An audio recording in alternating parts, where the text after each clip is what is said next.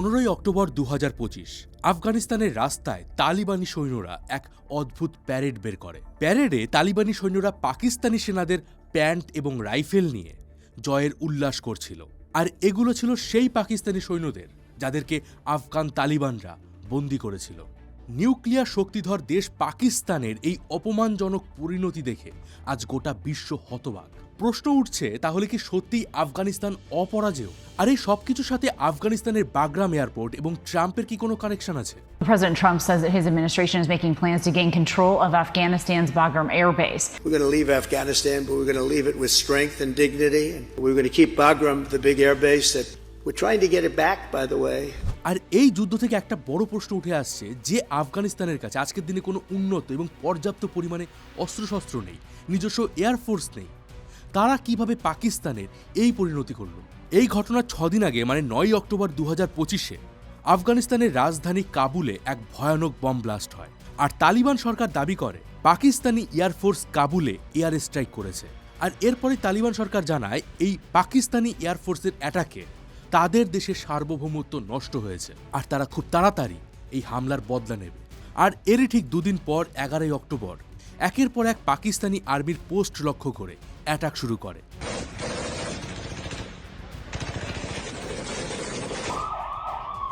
আর পরের দিন Taliban press conference করে দাবি করে যে তারা অলরেডি পাকিস্তানের প্রায় 58 জন সৈন্যকে হত্যা করে ফেলেছে। উল্টো দিকে পাকিস্তানও দাবি করে যে তারা আফগানিস্তানের প্রায় 200 জন তালিবানকে হত্যা করেছে। কিন্তু আশ্চর্যের বিষয় হচ্ছে, না তো পাকিস্তান এই 200 জন হত্যার কোনো প্রমাণ দেখাতে পেরেছে, না বিশ্ব মিডিয়া তাদের কথা বিশ্বাস করছে। উল্টে পাকিস্তানের বন্ধু চীন আফগানিস্তানের দাবিকে মেনে নিয়েছে যে হ্যাঁ, আফগান তালিবানরা পাকিস্তানের 58 জন সৈন্যকে হত্যা করেছে। তো প্রশ্ন উঠছে, এই সব কিছুর মধ্যে চীনের কি স্বার্থ রয়েছে? কেন বর্তমানে চীন পাকিস্তানের বদলে আফগানিস্তানকে সাপোর্ট করছে? আর কেনই বা ডোনাল্ড ট্রাম্প আবারও আফগানিস্তানে আমেরিকার সৈন্য পাঠাতে চাইছেন? আর এই সব কিছুর সাথে ভারতের সম্পর্ক কি? তো আমি রয়েছে মিঠুন আপনার সাথে, আর আপনি দেখছেন রোমাঞ্চপিডিয়া। রিসেন্টলি হওয়া আফগান পাকিস্তান যুদ্ধ এবং এই যুদ্ধের ফলে কোন দেশ কিভাবে লাভবান হবে, কোন দেশ কিভাবে ষড়যন্ত্র করছে, এই সমস্ত বিষয়ে আজ আলোচনা করব। তাই ভিডিওটা অবশ্যই শেষ পর্যন্ত দেখুন। আর এই ভিডিওগুলো বানাতে আমাকে এবং আমার টিমকে যথেষ্ট পরিশ্রম করতে হয়, তাই অবশ্যই একটা করে লাইক করে দিন। পকেট ব্রোকার দিচ্ছে ফ্রি ট্রেডিং সিগন্যাল, যেখান থেকে ট্রেডিং করে আপনারা আর্ন করতে পারবেন। এটা একটা বিশ্বস্ত অ্যাপ্লিকেশন। চলুন আপনাদের কিছু এক্সাম্পল দেই। যদি আপনি ইথেরিয়ামে মাত্র $50 বিনিয়োগ করতেন, তাহলে আপনি পেতেন $900। টেসলায় সেই $50 পৌঁছাতো $750, আর এনভিডিয়াতে সেই $50 হতো $500। একবার ভাবুন, আপনি যদি 50 নয় বরং $500 বা $1000 বিনিয়োগ করতেন, তাহলে আপনার জীবন কতটা বদলে যেত। আর পেশাদার ট্রেডাররা এই মুনাফা প্রতিদিন করেন। তারা কিন্তু অপেক্ষা করেন না, বাজার যখন গরম থাকে তারা তখনই ট্রেড করেন। কিন্তু এই সঠিক মুহূর্তগুলো ধরতে গেলে জানতে হবে যে বাজারে কখন ঢুকতে হবে। আগে শুধুমাত্র পেশাদার ট্রেডারদের কাছেই এই সুযোগগুলো ছিল। ওদের কাছে উন্নত অ্যানালিটিক্স, সিগন্যাল আর এমন সব টুল থাকতো যেগুলো সাধারণ মানুষের কাছে থাকতো না। আর বর্তমানে পকেট ব্রোকার এই পুরো খেলাটাই চেঞ্জ করে দিয়েছে। পকেট ব্রোকার আপনাকে পেশাদার ট্রেডারদের সিগন্যাল দেয়, আর আপনি এক ক্লিকে তাদের ট্রেড কপি করতে পারবেন। আর আপনার হাতেও চলে আসবে ইনসাইডার লেভেলের তথ্য। আপনাকে শুধুমাত্র সিগন্যাল ফলো করতে হবে। চলুন আমরা এখানে একটা সিগন্যাল নেই এবং কপি করি। দেখুন ফলাফল, আমরা প্রফিট করেছি। পকেট ব্রোকার প্রত্যেকটা ট্রেড থেকে সামান্য পরিমাণ কমিশন নেয়। তাই পকেট ব্রোকার সবসময় চাইবে যে আপনি লাভবান হন, কারণ আপনার লাভ হলে তাদেরও লাভ হবে। আমিও প্রথমে এটা বিশ্বাস করিনি, তাই আমি অল্প কিছু ইনভেস্ট করেছিলাম। আর এটা হলো আমার আজকের ব্যালেন্স। এখানে কিন্তু প্রত্যেকটা সিগন্যাল একেবারে ট্রান্সপ্যারেন্ট। আপনি দেখতে পাবেন আপনাকে এই সিগন্যাল কে পাঠিয়েছে আর তার ফলাফল কি হয়েছে। তাহলে আর দেরি কিসের? এখনই যান ডেসক্রিপশন বক্সে দেওয়া লিঙ্কে ক্লিক করুন আর ব্যবহার করুন আমার প্রোমো কোড RCPM। আর প্রথম ডিপোজিটেই পেয়ে যান 100% বোনাস। আর অবশ্যই ছোট থেকে শুরু করুন আর নিজে পরীক্ষা করে দেখুন। গত 19 সেপ্টেম্বর আমেরিকার প্রেসিডেন্ট ডোনাল্ড ট্রাম্প দাবি করেন যে যত তাড়াতাড়ি সম্ভব তালিবানকে আফগানিস্তানে থাকা বাগরাম এয়ারপোর্ট আমেরিকার সৈন্যর হাতে তুলে দিতে হবে। তবে তালিবানরা কিন্তু সরাসরি জানিয়ে দিয়েছে তারা ট্রাম্পের কথা শুনবে না। আর তখন ডোনাল্ড ট্রাম্প পাল্টা হুমকি দেন, যদি তালিবানরা বাগরাম এয়ারপোর্ট আমেরিকার হাতে তুলে না দেয়, তাহলে তাদের সাথে খুবই খারাপ কিছু হবে। আর এরই কয়েক সপ্তাহের মধ্যে আফগানিস্তানের রাজধানী কাবুলে এয়ার স্ট্রাইক হয়। তালিবান সরকার দাবি করে যে এই স্ট্রাইক পাকিস্তান সরকার করেছে। কিন্তু প্রশ্ন হচ্ছে, পাকিস্তানের সাথে বাগরাম এয়ারবেসের কি সম্পর্ক? আর কেন ডোনাল্ড ট্রাম্প, যে কিনা নিজে আফগানিস্তান থেকে আমেরিকার সৈন্য সরিয়ে নেওয়ার কথা বলেছিলেন, তিনি কেন আবার আফগানিস্তানের এয়ারবেস দখল করতে চাইছেন?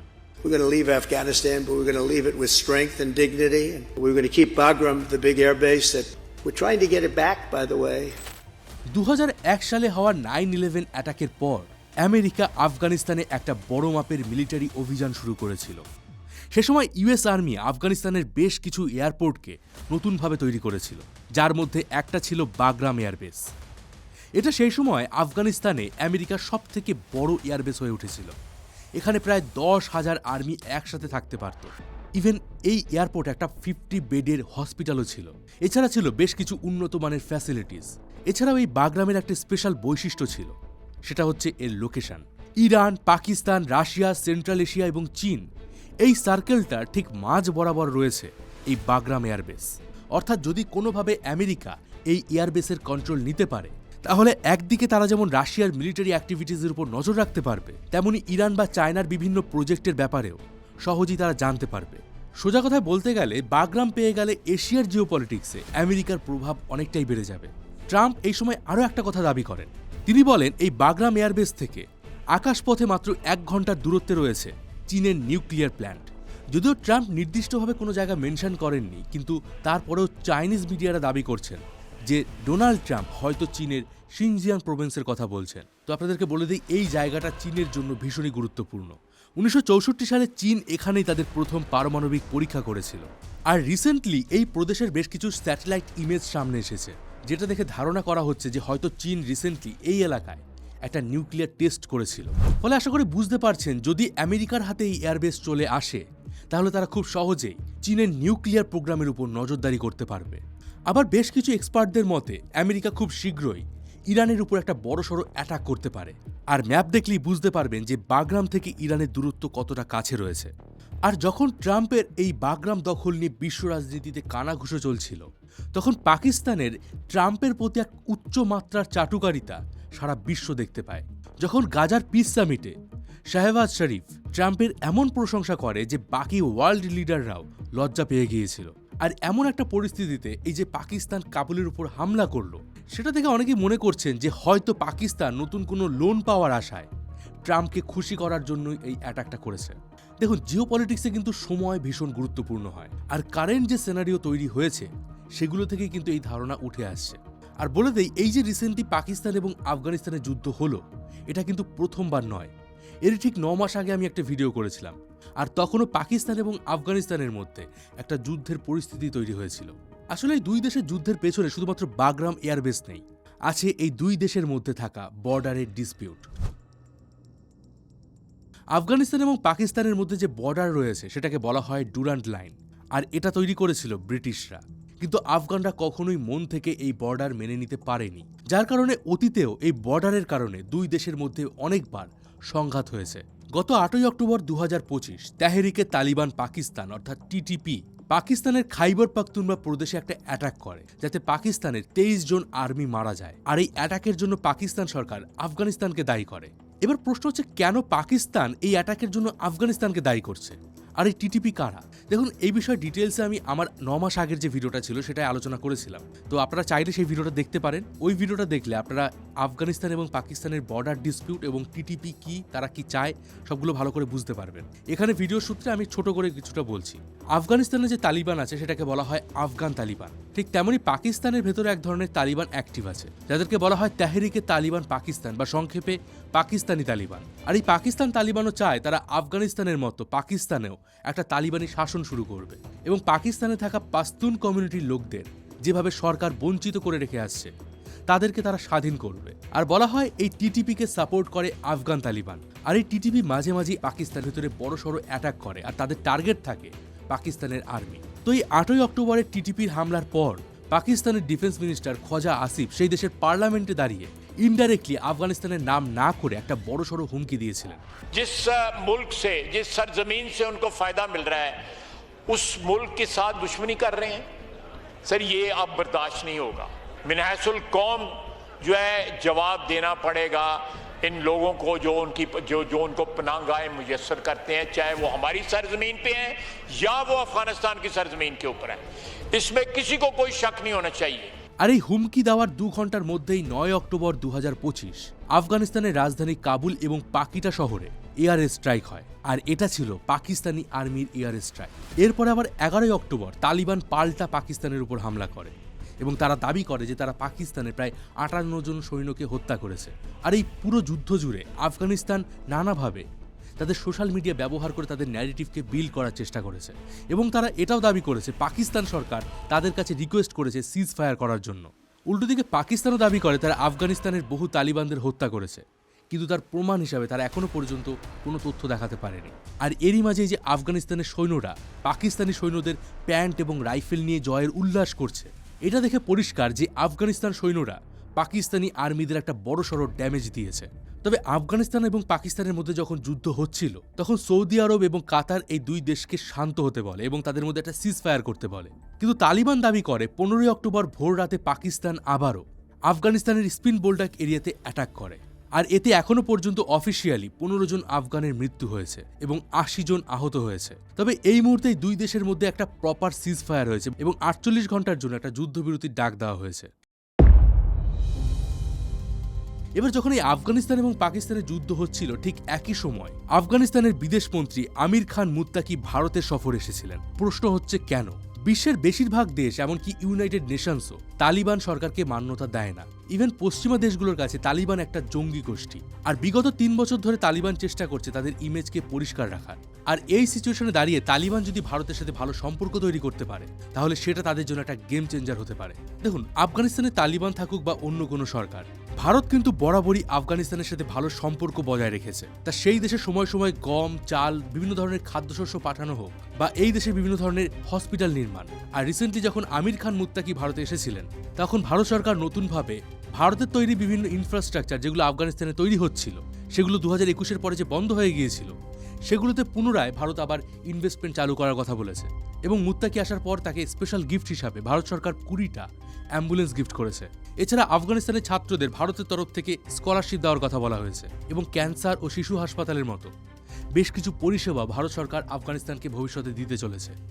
এছাড়াও ভারত আফগানিস্তানে তাদের এম্বাসি আবার চালু করতে যাচ্ছে। আর ভারত সরকার যদি সাকসেসফুলি আফগানিস্তানে তাদের ইনভেস্টমেন্ট শুরু করে তাহলে ভারতের দেখা দেখি অন্যান্য দেশগুলো আফগানিস্তানে ইনভেস্ট শুরু করবে, যেটা আফগানিস্তানের ভবিষ্যৎকে বদলে দিতে পারে। আর ভারতের এই কাজগুলোই আফগানদের মনে ভারতের প্রতি একটা আলাদা রেসপেক্ট তৈরি করেছে।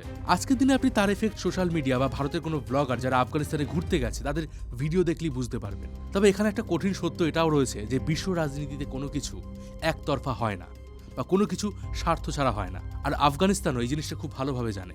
তাই আমির খান মুত্তাকি ভারতে এসে ভারতকেও পাল্টা বেশ কিছু জিনিস অফার করেছেন। আফগানিস্তানের মাটিতে থাকা প্রায় $1 ট্রিলিয়ন মিনারেলস তারা ভারত সরকারকে মাইনিং করার জন্য পারমিশন দিতে চলেছে এবং তারা এটাও জানিয়েছে তালিবান সবসময় ভারতের ইনভেস্টমেন্টকে প্রোটেক্ট করবে। ইভেন মুত্তাকি ভারতের মাটিতে দাঁড়িয়ে স্বীকার করেছেন যে কাশ্মীর ভারতের একটা অভিন্ন অংশ। এবার একটা কথা আছে যে ডোন্ট সেলিব্রেট টু আর্লি, মানে খুব তাড়াতাড়ি সেলিব্রেট করতে শুরু করো না। ঠিক যেমনটা এই বছর ডোনাল্ড ট্রাম্প ক্ষমতায় জিতে আসার পর আমরা ভারতীয়রা যেভাবে ভীষণ খুশি হয়েছিলাম এবং এখন তার ফল ভোগ করছি, ঠিক তেমনই 2021 সালে যখন তালিবানরা আফগানিস্তানে ক্ষমতা এসেছিল পাকিস্তান সরকার ভীষণই খুশি হয়েছিল। তারা ভেবেছিল তারা আফগান এই তালিবানদের কাঠপুতলির মতো ভারতের বিরুদ্ধে ব্যবহার করবে। অথচ আজকের দিনে পাকিস্তান যে কি ভয়ানকভাবে ফেঁসে গেছে তা আপনারা সবাই জানেন। অলরেডি ভারতের সাথে সম্পর্ক খারাপ হওয়ায় পাকিস্তানের ইস্টার্ন সাইডের বর্ডারে কনফ্লিক্ট ছিল।